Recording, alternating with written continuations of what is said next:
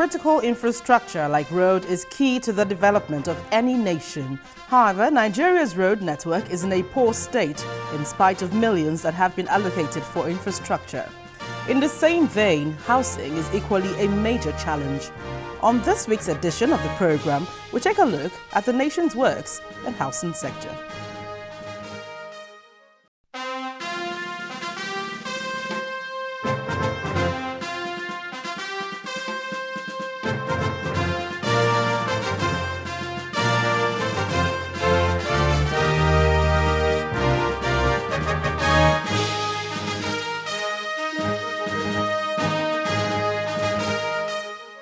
Hello there, thank you for joining me on the program this week. I'm Gloria Umezuki. Now, in spite of the trillions of naira that have been spent on road maintenance and construction since 1999, the nation's 200,000 road network remains a death trap virtually. Well, one thing is clear though, the present administration has promised to give attention to the state of roads across the country, but when this will come to fruition is very unclear.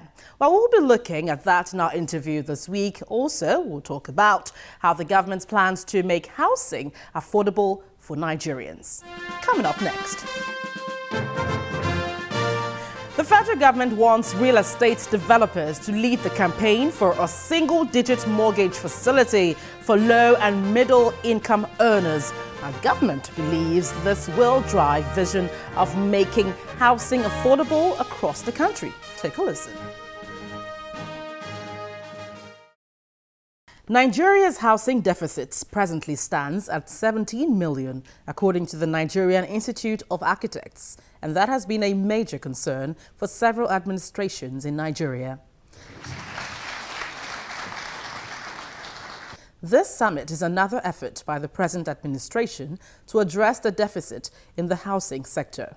We are clear that we must develop something new and something different that is useful for reducing the deficit in housing. In this way, we hope to diversify first our economy. We hope to grow our SMEs and local capacity.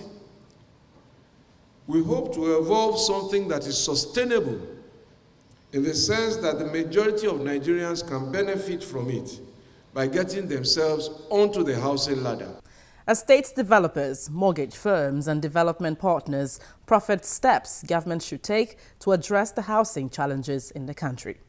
1 billion people lack access to decent shelter, even though housing is widely recognized as a human right around the world, meaning that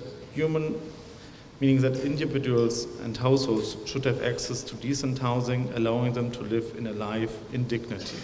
Any man or woman who is not properly housed cannot be able to put in his best into the discharge of his duties because he's running around thinking of the landlord here and there. There is a consensus here that Nigeria is yet to develop a vibrant, affordable housing scheme that helps Nigerians own their own houses without financial stress. The hope is that the present administration will drive an affordable housing policy in the interest of Nigerians. Now, last week, the Minister of Power, Works and Housing talked about issues in the nation's power sector. Now, we'll bring you the concluding part of that interview as we discuss plans for the works and housing sector with the Minister. Right away, watch.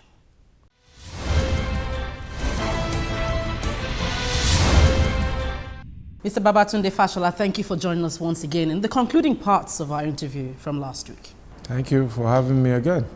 Well, Nigeria's housing deficit stands at about 17 million, arguably, and it might not be within your purview to address this, but what are your plans to help the situation at the moment? I will start from the numbers first, and I don't know the basis for those numbers. I question them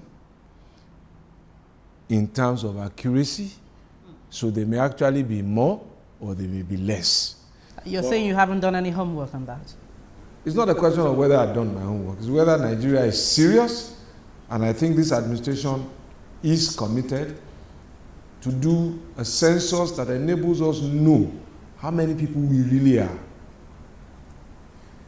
Enables us to do a power audit and embed it within that census and know how many people really need electricity and what type of appliances they use.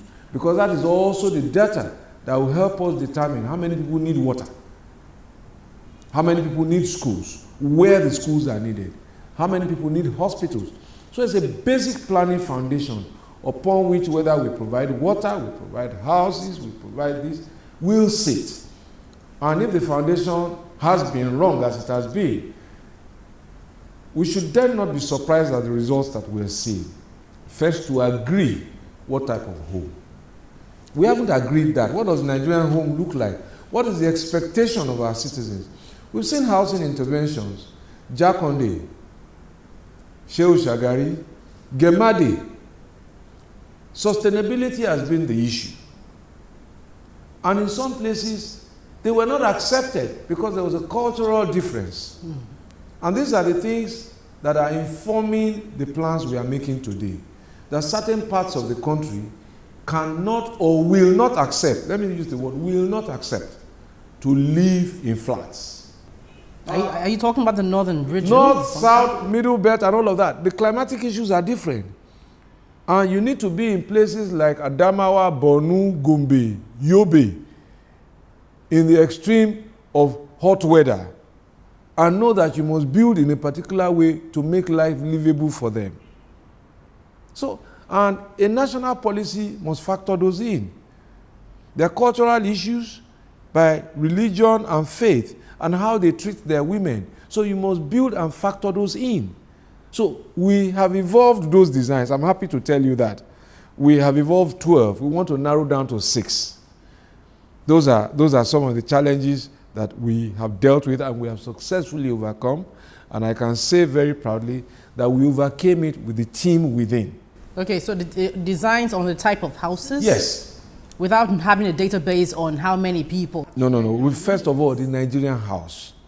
The Nigerian house. What do Nigerians want? Because we see houses that have been built that are empty. We're asking ourselves, why are they empty? It's because there's a cultural dissonance. Next question. Who are the people you build for? Can they afford it? And that's why we're working on our quantities now and trying to merge our designs to our quantities. Who are we building for?